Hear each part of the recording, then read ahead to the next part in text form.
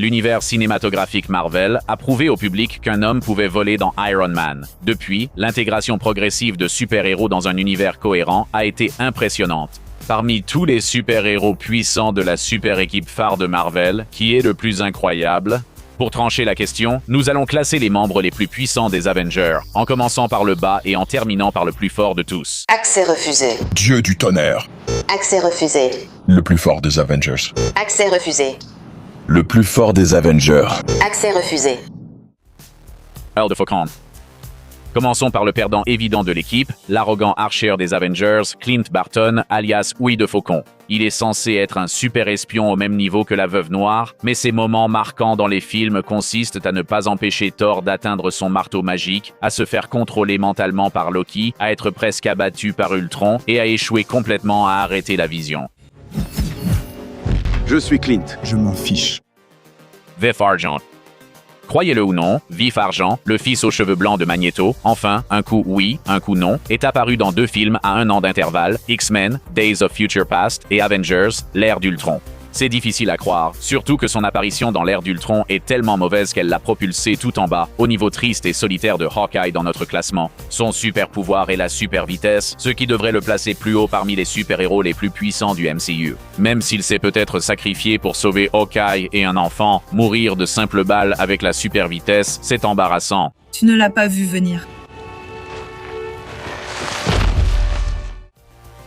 Veuve Noire. Qui veux-tu que je sois? Il n'y a rien de honteux à voir la Veuve Noire placée si bas dans le classement. Dans un monde de dieux, de robots, de magie et d'extraterrestres, voir la Veuve Noire gagner sa place parmi les Avengers par sa seule compétence n'a rien de honteux. Comme Huy de Faucon, c'est une excellente espionne, mais elle sait qu'il ne faut pas utiliser une arme ancienne contre laquelle l'humanité élabore des contre-mesures depuis des millénaires. On est toujours amis, n'est-ce pas? L'Homme-Fourmi. Si le classement reposait sur le charme et la force des seconds rôles, Scott Lang, incarné par Paul Rudd, se hisserait facilement près du sommet. Quoi? Je veux en savoir plus sur cette astuce. Oh bébé, c'est parti! C'est vraiment parti maintenant! Malheureusement, nous notons sur la puissance brute, et les compétences d'Ant-Man ne suffisent pas tout à fait. Pour être juste envers l'ancien escroc repenti, il a tenté de devenir géant dans Civil War, mais personne ne grandit juste pour gagner un combat. C'est sûrement lié à notre passion pour les récits de David et Goliath. Souvent, un personnage grandit juste pour être renversé de façon satisfaisante, comme un AT-AT sur Hot. Mais j'ai le van! Il est sympa. Ouais, hein? Falcon. Sam Wilson possède une formation militaire et la technologie de vol la plus impressionnante sans la marque Stark. En fait, le seul inconvénient du Falcon du MCU, c'est qu'ils ont choisi une version drone robotique de Red Wing, son fidèle compagnon dans les comics. Bien sûr, parler aux oiseaux comme une sorte d'Aquaman des airs n'est pas le pouvoir le plus impressionnant, mais on commence à arriver du côté des super-pouvoirs dans ce classement, donc il lui faudrait quelque chose de plus pour être mieux classé. Ne le dis pas, ne le dis surtout pas. À ta gauche. Allez! Soldat de l'hiver. Il a l'air d'un ado en crise chez Hot Topic, mais Buchanan Bucky Barnes, alias le soldat de l'hiver, reste une force redoutable. Torturé et contrôlé par Hydra, il a mené tant de missions d'assassinat secrètes que son nom est devenu légendaire parmi les super-espions. Ajoutez un bras métallique ultra résistant, flexible et capable de percer le béton, plus une version du sérum de super soldat de Captain America, et le soldat de l'hiver devient redoutable. Je m'en fiche.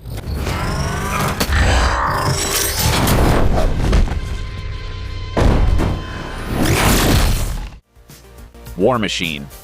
On dit qu'avoir des amis haut placés est utile, mais généralement, ils peuvent seulement vous trouver un travail ou vous prêter un peu d'argent. Pour James Rodney Rhodes, être le meilleur ami de Tony Stark lui vaut une armure high-tech personnalisée, dotée de nombreux canons et missiles pour mener une petite guerre.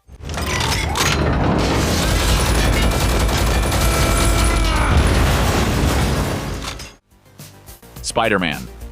Intelligent, doté de super pouvoirs et équipé de la technologie Stark, Spider-Man est un ajout tardif mais puissant au MCU. Lors de sa première apparition dans le MCU, dans Civil War, il neutralise le soldat de l'hiver et Falcon, fait tomber un homme géant et tient même tête à Captain America. C'est une entrée en matière plutôt impressionnante pour le jeune super-héros. Tu es ce gars araignée sur YouTube, non? Appelle-moi Spider-Man. D'accord, Spider-Man, fais un salto. Ouais. Captain America. Captain America a tout ce qu'il faut, et il ne s'agit pas seulement de Chris Evans. Steve Rogers possède des super-pouvoirs, une grande maîtrise du combat et un bouclier en vibranium, considéré comme presque incassable dans le MCU, du moins avant l'arrivée de l'adamantium. En plus, si on considère le charisme pur comme un super-pouvoir, c'est un avantage de plus pour le Vengeur à la bannière étoilée. Captain America. C'est un honneur. Je vous serre la main trop longtemps. C'est génial. Captain America. À l'écran, il a facilement vaincu presque tous ses personnages, que ce soit face à Spider-Man ou lors de courses contre Falcon. À ta gauche. À ma gauche, compris. Iron Man. Iron Man est le génie milliardaire, playboy et philanthrope préféré de tous, avant même de mentionner ses armes high-tech tirant des lasers et son armure alimentée par une technologie surpassant un réacteur nucléaire. Et ce n'est qu'une seule armure. Il contrôle des dizaines d'armures à distance, dont une géante conçue pour mettre à terre la chose la plus puissante du monde. Malgré son manque d'expérience en combat rapproché, la fin de Civil War le voit tenir tête à Captain America et aux soldats de l'hiver avec une armure à peine fonctionnelle, prouvant qu'il mérite sa place. Ouais, gros bonhomme dans une armure. Enlève ça. Qu'est-ce que tu es? Génie, milliardaire, playboy, philanthrope. Black Panther. Tony Stark est peut-être un génie riche et excentrique en Amérique, traité comme un roi, mais ce n'est pas un vrai roi comme Black Panther, le souverain du Wakanda. Comme Iron Man, il a une combinaison high-tech, mais celle de Black Panther est en vibranium quasi indestructible. Il peut compter sur sa brillante sœur Shuri pour l'aider à créer ses gadgets. Mais Black Panther possède aussi l'entraînement au combat qui fait défaut à Stark, des gardes du corps très entraînés et le soutien d'un pays technologiquement si avancé que New York paraît médiéval en comparaison, sans oublier la magie de l'herbe en forme de cœur, difficile de rivaliser.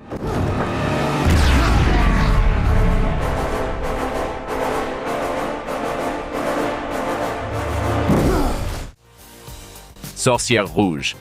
Celle-ci est un peu difficile car la sorcière rouge du MCU pourrait être nettement moins puissante que la version des comics. Dans les comics, la sorcière rouge, mutante très puissante, a effacé le génome mutant de la planète avec sa magie du chaos, mais le plus de mutants des comics n'arrive pas à la cheville du pas de mutants tant que Disney n'a pas racheté les droits des X-Men.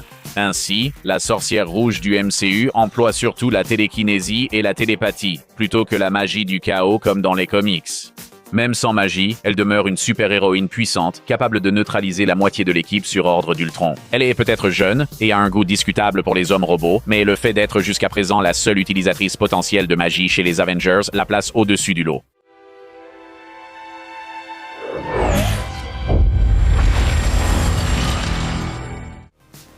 Vision.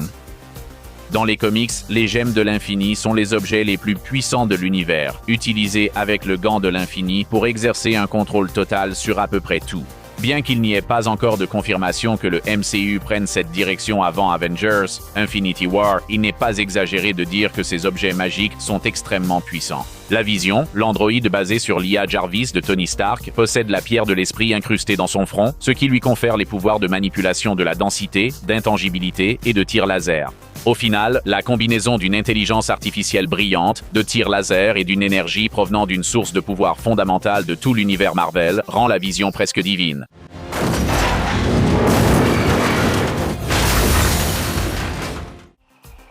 Thor. Malheureusement pour la Vision, être quasi divin n'est pas être un dieu, et Thor est un véritable dieu. Tu t'appelles toi-même le Seigneur du Tonnerre, non? Dieu du tonnerre. Même si tu mets de côté son marteau magique, ou son contrôle des tempêtes, ou même sa super force, il est le prince d'Asgard, un héritier populaire d'un roi suprêmement puissant qui commande toute une armée de dieux. Les nombreux amis et proches de Thor sont presque aussi puissants que lui, vivant dans une utopie divine spatiale, mais l'un d'eux le surpasse encore. Cette boisson, je l'aime bien. Je sais, c'est génial, non? Encore une autre. Hulk. Ils viendront pour toi. J'ai une armée. Nous avons un Hulk. L'alter ego vert de Bruce Banner a battu pratiquement tout le monde dans l'univers Marvel à plusieurs reprises, souvent de manière littéralement dévastatrice. Et ça, c'est juste dans les comics. Dans le MCU, Hulk a personnellement mis une raclée à Thor, Iron Man, Loki, l'Abomination et toute l'armée américaine. Et ce ne sont que les personnages qui ont vraiment osé l'affronter au lieu de simplement fuir. Parmi les Avengers du MCU jusqu'à présent, les pouvoirs de Hulk sont vraiment incroyables.